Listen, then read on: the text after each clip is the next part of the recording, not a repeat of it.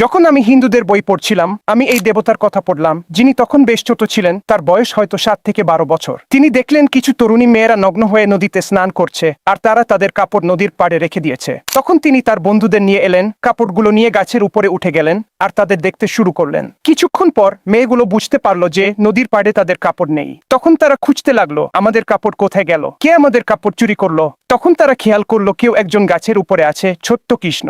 তারা বলল, তুমি আমাদের সব কাপড় নিয়ে নিয়েছো, আমাদের কাপড় ফেরত দাও। অনেক নেগোসিয়েশনের পর তিনি বললেন, ঠিক আছে, যদি তোমরা একে একে পানির বাইরে আসো তাহলে আমি তোমাদের কাপড় ফেরত দেব। তারা আসতে শুরু করলো। তারা হাত দিয়ে নিজেদের নগ্নতা ঢাকছিল, এক হাত ওপরে আর এক হাত নিচে ছিল। তিনি বললেন, না, যেহেতু তোমরা নদীর দেবতা বারুণকে অপবিত্র করেছো, তোমাদের পানির ভেতর থেকে উঠে আসার সময় 2 হাতই ওপরে তুলতে হবে। মেয়েরা তাদের নগ্নতা ঢেকে রাখছিল, তা তো উন্মোচিত হয়ে যাবে। যখন আপনি কোনো ধর্মগ্রন্থে এভাবে ঈশ্বরের বর্ণনা দেখেন, আপনি তো বলবেন এটা ঈশ্বরকে পারফেক্টভাবে বর্ণনা করে না।